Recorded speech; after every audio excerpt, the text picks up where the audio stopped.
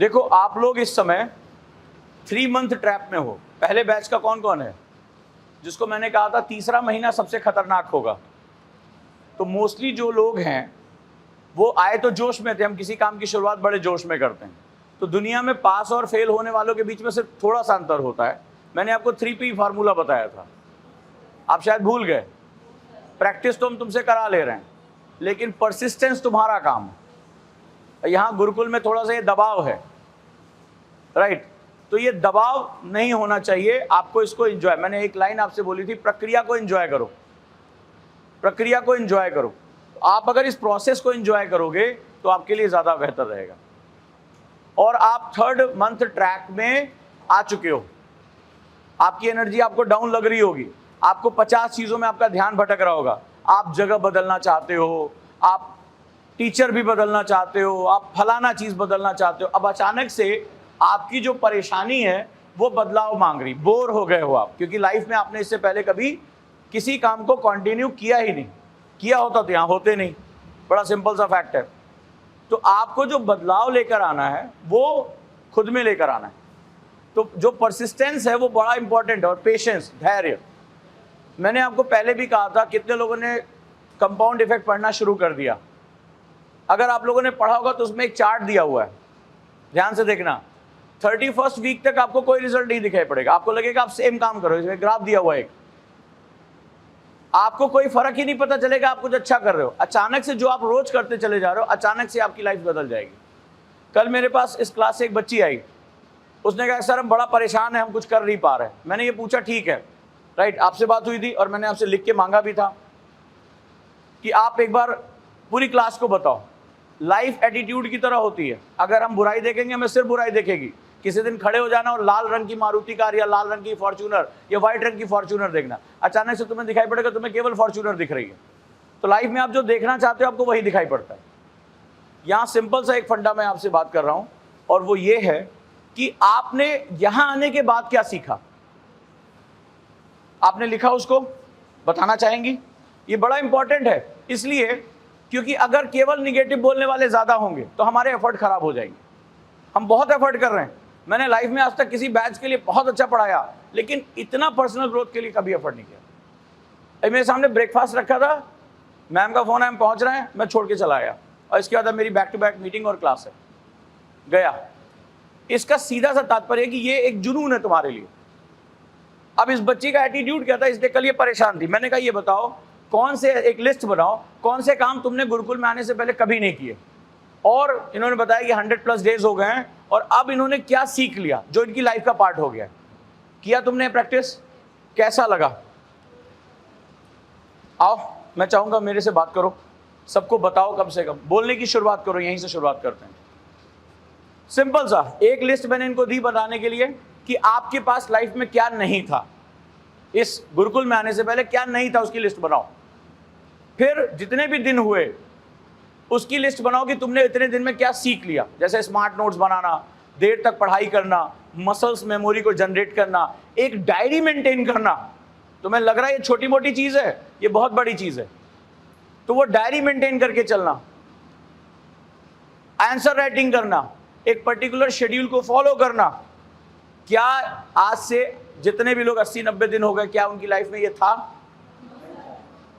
तो अगर मैंने इनको एक तरीका सिखाया कि आप एक काम करो, जो भी तुम्हें लग रहा है ये काम तुम्हारे लिए इंपॉर्टेंट, जैसे रेगुलर न्यूज़पेपर करना, रेगुलर टेस्ट देना, तो इनका एक परसेंटेज बना लो, जैसे 10%, 20%, जो भी तुम्हें लग रहा है वो तुम्हारे लिए इंपॉर्टेंट है।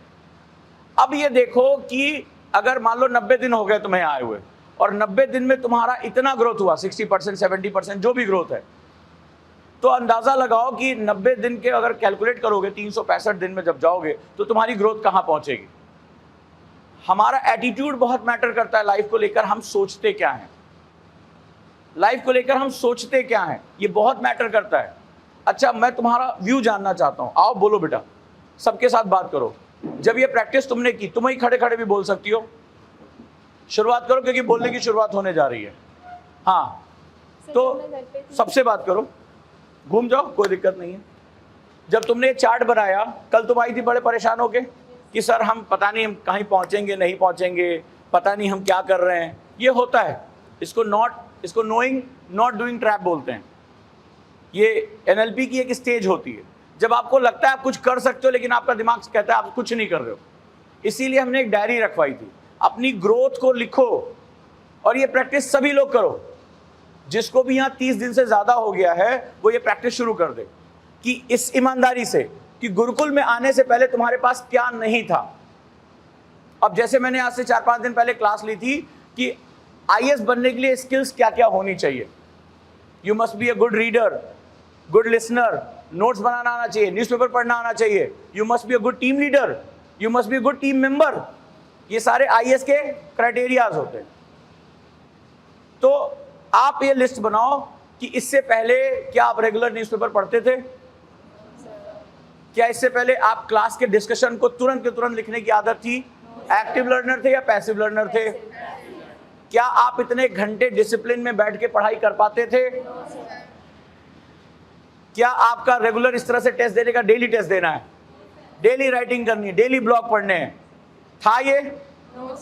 और ये कितने दिन में हुआ? जो भी 30, 60, 90 जो भी डेज है। If there is a short change then believe it. Believe create miracles. विश्वास चमत्कार पैदा करते हैं। आप एक ऐसे ट्रैप में अब लाइफ को फ्यूचर में देख रहे हो। फ्यूचर कौन देख पाता है? Nobody seize future. तो आपको क्या करना है? आपको यह देखना है कि मेरा, आप नाप किसको सकते हो? पीछे जो हो चुका है। फ्यूचर को कोई नहीं नाप सकता। फ्यूचर में क्या पता कल होना हो, क्या पता। लीबिया के लोग रात में सो रहे थे, सुबह शहर ही गायब हो गए। इंसान की तो बात छोड़ दो, तुर्की में लोग सो रहे थे, खत्म हो गया। क्यों? So nobody knows what is going to happen. किसी के साथ ऐसा ना हो। बट फ्यूचर मेजर नहीं किया जा सकता, जो आपका पास्ट है वो मेजर किया जा सकता है। और आपके साथ आपकी ट्रेनिंग चूंकि बहुत खराब पहले हुई है तो आपको दिखाया जाता है मेरा होगा या नहीं होगा। और मैंने पहले भी कहा था result is just a process. क्या है? अगर आप रोज न्यूज़पेपर पढ़ रहे हो, रोज आंसर राइटिंग कर रहे हो, रोज एक टाइम टेबल है, अपने आप सिलेक्शन होगा, क्योंकि आप एक प्रोसेस को फॉलो कर रहे हो। अभी हाल में आपने नीरज चोपड़ा का नाम सुना होगा। भारत का नाम पूरी दुनिया में आगे कर दिया। तुमने नीरज चोपड़ा के बारे में पढ़ा कितने लोगों ने कि वो ओवरवेट था? वो ओवरवेट था, वजन उसका बहुत ज्यादा, खिलाड़ी बनने की क्षमता नहीं थी, बट उसके भुजाओं में ताकत थी थोड़ी सी। कोच ने पहचान लिया।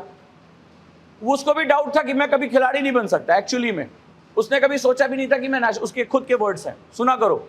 तो उसने कभी सोचा नहीं था। कोच ने पहचान लिया कि इसके बाद है दम, इसकी बाहें लंबी हैं, जो हमें चाहिए वो है। अब सुनना इस स्टोरी को। तो बोला सर मेरे पास तो कोई टैलेंट है ही नहीं है और मेरा कोई इतना बड़ा ख्वाब भी नहीं है, मैं तो गाँव का लड़का हूँ भाई, कहीं छोटी मोटी खेल वेल इसलिए खेल ले रहा हूँ क्योंकि आपको पता है खेल कोटे में नौकरी मिल जाती है। अब देखो इंसान की सोच और एक कोच की जिंदगी। कोच ने कहा तू बड़ा सोच यार, बड़ा सोच, राष्ट्र के लिए खेल, देश के लिए खेल, यहाँ झंडा लग जाएगा, इससे बड़ा जिंदगी में कुछ नहीं है। जुनून भर दिया। बोला गुरुजी लेकिन मैं तो, बोला सिर्फ एक काम कर, ये एक्सरसाइज शेड्यूल है, ये डाइट शेड्यूल है, बस इसको फॉलो कर। बोला मैं कर पाऊंगा? डाउट। ये आप स्टोरी पढ़ सकते हैं। बोले मैं कर पाऊंगा? बोले विश्वास है? बोले हाँ। बोला तुम्हारे पास खोने के लिए क्या है? ये बड़ा इंपॉर्टेंट वर्ड होता है। तुम्हारे पास खोने के लिए क्या है? Do you have nothing, do you have anything to loose?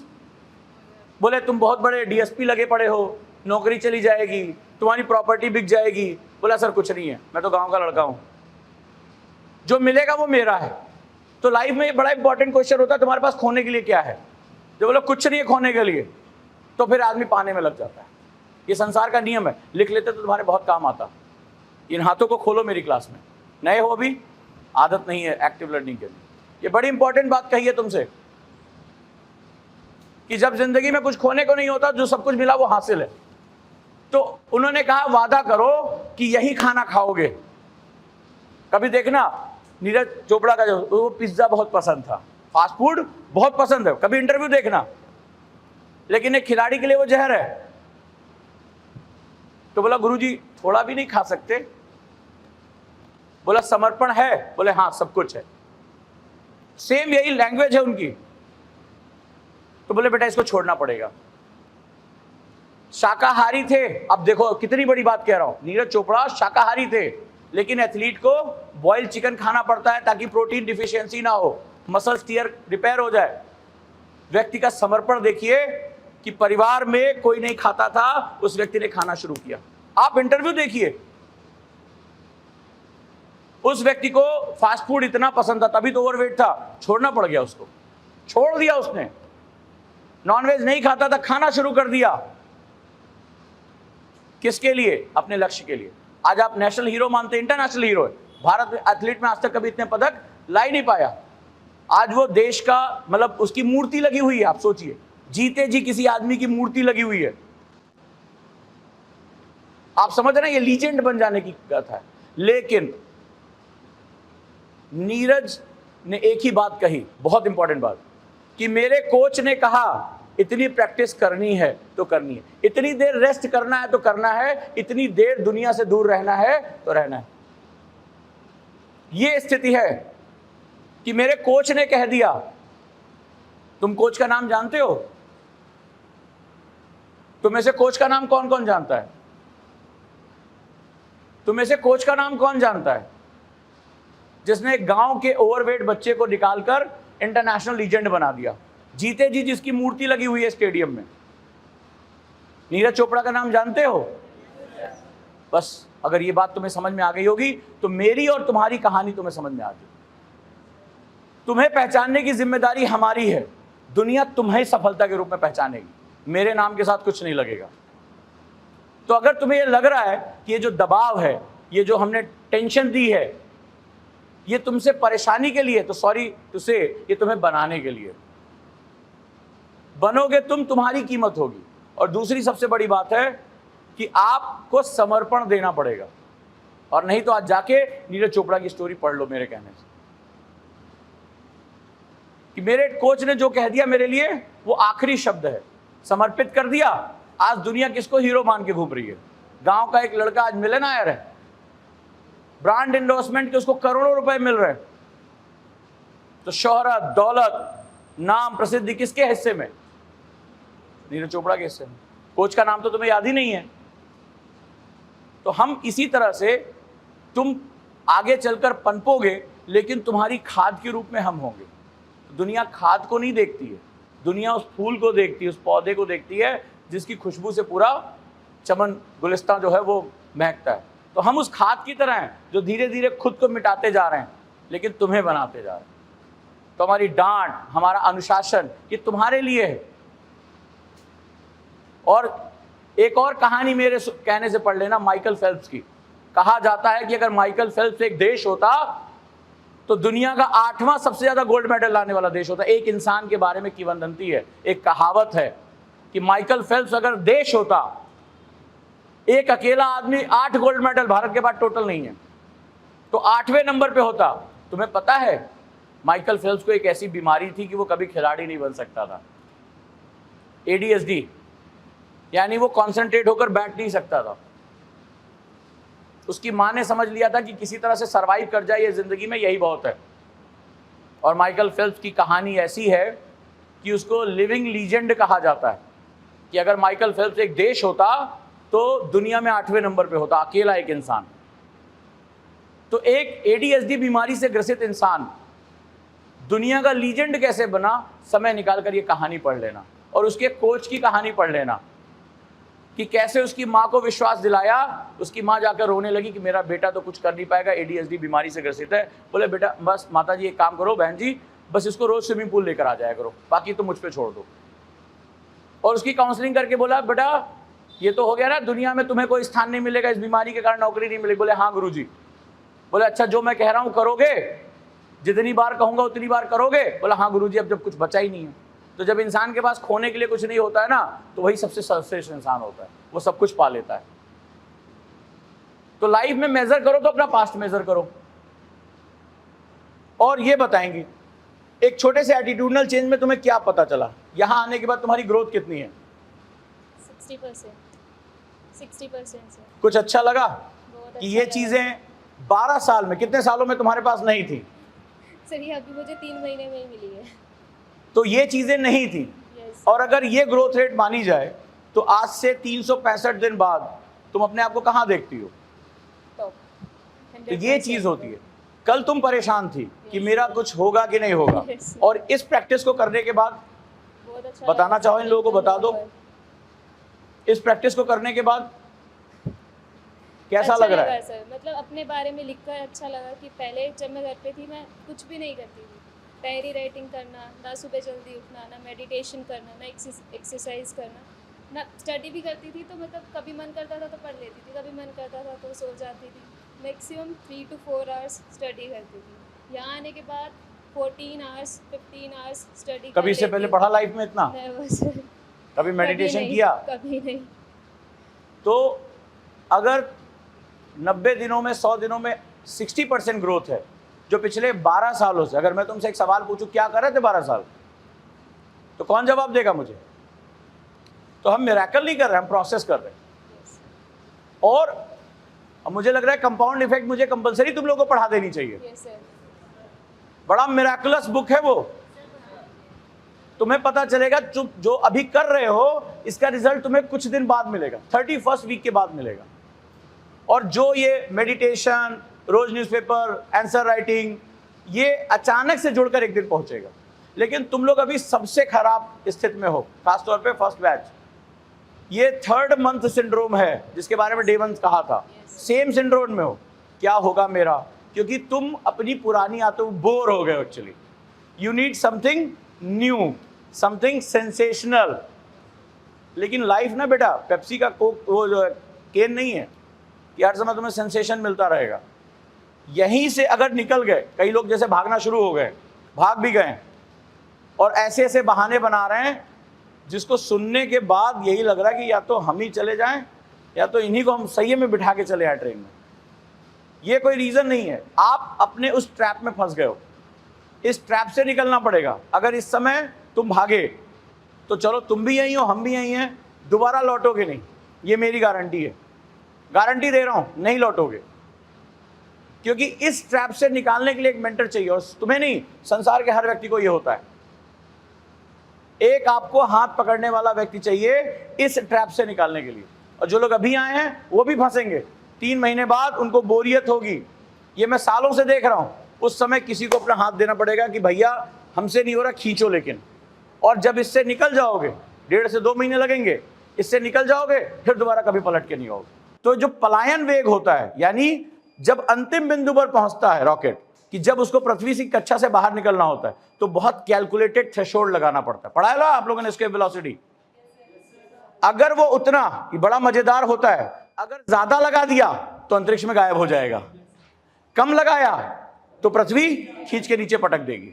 बहुत ही डेंजरस सिचुएशन होती है पृथ्वी की कक्षा से बाहर निकलना। तो आपका जो ये टाइम है वो अब आप अर्थ ऑर्बिट के ऊपरी हिस्से में पहुंच गए हो। यानी जो आपको रोके हुए थी, जो आदतें जो आपको बर्बाद कर रही थी, वो अभी काम कर रही हैं।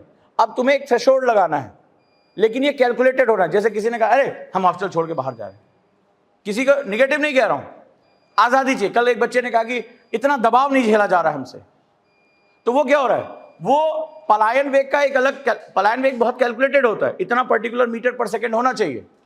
तो वो क्या हुआ, वो अंतरिक्ष में विलीन हो जाने के लिए तैयार हो गए। उनका वही हाल होगा जो उस रॉकेट का होता है। फिर वो क्या होता है, कहते हैं ना कक्षा से संपर्क टूट गया, सेम यही होगा। और अगर आपने ये समय ईमानदारी से नहीं क्रॉस किया तो तुम्हारी आदतें तुम्हें वापस खींच के पटक देंगी। तो आपको एक कैलकुलेटेड वेलोसिटी की जरूरत है। तैयार हो? तो सिर्फ कुछ मत सोचो। ऐसी कंडीशन में खिलाड़ी ने क्या कहा, नीरज चोपड़ा ने यही कहा, गुरुजी कहते थे तो अभ्यास करो तो अभ्यास, गुरुजी कहते थे रेस्ट तो रेस्ट, गुरुजी कहते थे ये खाना है तो ये खाना है। और नहीं तो सच करके किताब आई थी सचिन तेंदुलकर के ऊपर, ठीक है, पढ़ लेना। उनके गुरु आचरेकर साहब सचिन को बनाने वाले उनके कोच आचरेकर सर थे। तो जब सचिन सेंचुरी मार के आते थे तो उनको लगता था आचरेकर सर बहुत खुश होंगे कि आज सचिन ने डबल सेंचुरी, ट्रिपल सेंचुरी मार दी। आचरेकर सर क्या कर देते थे, बोले मज़ा नहीं आया, जाओ प्रैक्टिस करो। तो वो और काम्बली बात करते थे, यार गुरुजी खुश क्यों नहीं होते हैं। तो गुरुजी ने बहुत साल बाद जब आशीर्वाद दिया, बोला कि मुझे क्रिकेटर नहीं बनाना था, मुझे लीजेंड बनाना था। तो क्रिकेट का भगवान किसे कहते हैं? तुम में से तो कई लोगों को आचरेकर सर का नाम भी नहीं पता होगा, नहीं पता होगा, राइट? तो कोच जो होता है वो अपने शिष्य को तराश देता है, लेकिन क्रिकेट के लीजेंड का नाम तो पता है ना, भगवान किसे कहते हैं? सचिन तेंदुलकर। तो ये बात याद रखना बड़े ध्यान से कि हम खाद की तरह हम खत्म हो जाएंगे लेकिन तुम्हें बना के जाएंगे। लेकिन अब मेरी दूसरी थ्योरी याद रखना कि तुम अब पृथ्वी की कक्षा के यानी अपनी आदतों की गुलामी के अंतिम चरण में हो, और अगर तुमने सही पलायन वेग का सही समय इस्तेमाल नहीं किया, एस्केप वेलोसिटी का, तो या तो तुम वापस पटक दिए जाओगे उसी आदत में, और या तो तुम अंतरिक्ष में विलीन हो जाओगे। ये चॉइस तुम्हारी है, ये चॉइस तुम्हारी है। तुम जो आज जो करोगे कल हम उसी का रिजल्ट देखेंगे। क्लियर है? तो पहली शर्त यही, अपने कोच को समर्पित कर दो कि हाँ आप जो कहते हो करो और वही करो। अब तुम्हें ये एक्सरसाइज कैसे करके कैसा लग रहा है?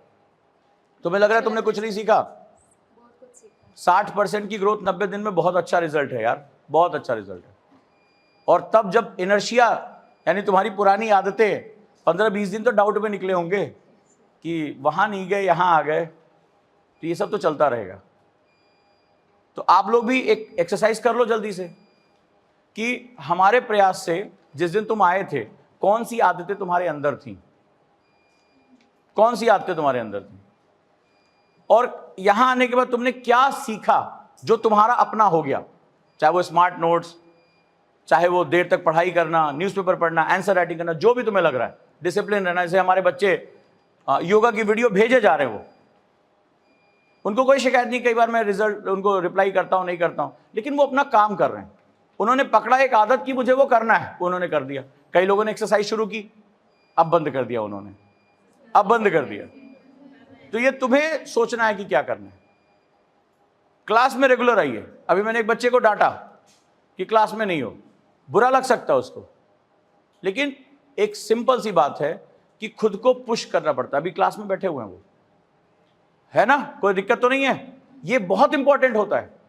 गुरु की डांट को जिसने प्रसाद मान लिया वो तो फिर सक्सेसफुल है। इसीलिए मैंने कहा माइकल फेल्प्स की कहानी पढ़ना, उसके गुरु ने किया क्या था, पढ़ना जरूर, पढ़ना जरूर। और उसने खुद अपने गुरु को श्रेय दिया कि सिर्फ एक टेक्निक ने हमेशा के लिए मुझे बदल के रख दिया मेरे गुरु की।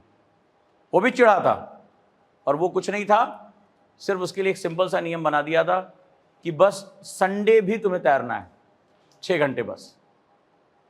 बोला गुरुजी इससे क्या होगा? बोला तुम अपना काम करो ना, तुम बस 6 घंटे यहाँ तैर लेना। बाद में माइकल फेल्प्स जब बीजिंग में, उसने इतने रिकॉर्ड तोड़ दिए कि आज उसको एक परालौकिक व्यक्ति कहा जाता है। उसके बारे में बात की जाती है कि वो इंसान नहीं है। बीजिंग की उसके जो स्ट्रोक्स को माना जाता है, उसने स्विमिंग में एक नया स्ट्रोक क्रिएट कर दिया, फ्लोटिंग स्ट्रोक। वो ऐसा तैरा था बीजिंग में कि ऐसा लगा कि कोई नाव पानी पे तैर रही इंसान का जिस्म नहीं है, ऐसा उसने कर दिया। लेकिन इस उपलब्धि से पहले पढ़ना क्या हुआ था, उसके चश्मे में पानी चला गया था, वो देख नहीं सकता था। पढ़ना, ये कहानी तुम्हें रोमांचित और रोने पे मजबूर कर देगी कि उसके गुरु ने इस स्थिति का आकलन कर लिया था और उसको एक ऐसी टेक्निक सिखाई थी, आंख बंद करके तैरने की स्थिति। पढ़ना, माइकल फेल्प्स ने जब इतिहास रचा उससे पहले उसके चश्मे में, उसके गॉगल्स में पानी चला गया था। वो देख नहीं पा रहा था कि उसका अपोनेंट कितना आगे है, और उसने आंखें बंद करके तैरा था वो पूरा गेम।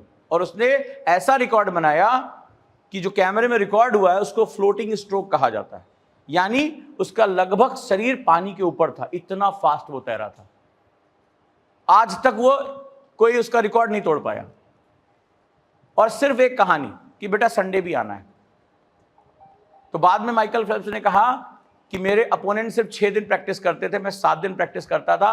हर हफ्ते मुझे 6 घंटे ज्यादा मिलते थे, हर महीने 24 घंटे में ज्यादा प्रैक्टिस करता था। और मैंने ये प्रैक्टिस कई साल की, इसलिए मैं अपने अपोनेंट से आगे निकल गया। एक छोटी सी चीज ने पूरी जिंदगी बदल के रख दी। पढ़ना जरूर माइकल फेल्प्स की कहानी। तो आप इस पे विश्वास करो, आपने अभी क्या सीखा, ये जो आप सीख रहे हो इस पर आपका फाउंडेशन तय किया जाएगा। मान लो हम तुम्हें सिर्फ पढ़ा देते, सवाल है तुम पढ़ते कितना। हम थोड़े ना एग्जाम देने जा रहे हैं, हमारा काम था कोर्स पूरा करा देना। हम धीरे धीरे करके उसको आपको बनाते जा रहे हैं कि तुम उसको पढ़ने के योग्य बन रहे हो कि नहीं। अब इसके बाद जो ग्रोथ होगी वो तुम्हारी अपनी है। लेकिन अब जिनको भी 2 से 3 महीने हो गए हैं वो बहुत डेंजर जोन में, अब पृथ्वी की कक्षा छोड़ने की हालत में है। अब वो खुद से पूछें अभी उनको कौन कौन सी चीजें वापस खींच रही हैं, कौन कौन सी चीजें उनको वापस खींच रही हैं, राइट। और अगर 90 दिन में तुम मिरेकल की उम्मीद कर रहे हो तो मेरे एक सवाल का जवाब देना कि 12 साल तुमने और तुम्हारे पेरेंट्स ने, तुम्हारे टीचर ने क्या किया? मुझे इस बात का जवाब दो। क्यों नहीं तैयार करके हमारे पास भेजा? तुम्हारे परिवार ने, तुम्हारे टीचर्स ने, तुम्हारे समाज ने, तुम्हारे दोस्तों ने 12 साल में वो काम क्यों नहीं किया जिसकी उम्मीद तुम हमसे 90 दिनों में करने की कोशिश कर रहे हो? जवाब है वहां तो तुम अपने जिम्मेदार स्वयं थे ना।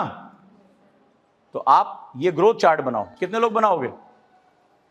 सब लोग दिखाओ। और मैं कहूंगा कि सबके सामने बोलो, क्योंकि जब पॉजिटिविटी नहीं बोली जाती तो निगेटिविटी सुनी जाती है। इस संसार में निर्वात नहीं है, वैक्यूम नहीं है। जहां पॉजिटिविटी नहीं होगी वहां निगेटिविटी होगी, और जहां पॉजिटिविटी होगी वहां निगेटिविटी खत्म हो जाएगी। निर्वात कुछ नहीं है, वैक्यूम कुछ नहीं है। तो जो लोग अपने अंदर चेंज लेकर आ रहे हैं वो मुखर होकर बोले। ये मेरा रिक्वेस्ट है। अगर गुरु दक्षिणा मुझे चाहिए तो यही चाहिए। आप बात करिए, और जितनी बार आप बोलेंगे उतनी बार आपके कान वो सुनेंगे और आपको बिलीव होगा, यस मैं बदल रहा हूं या मैं बदल रही हूं। क्लियर है?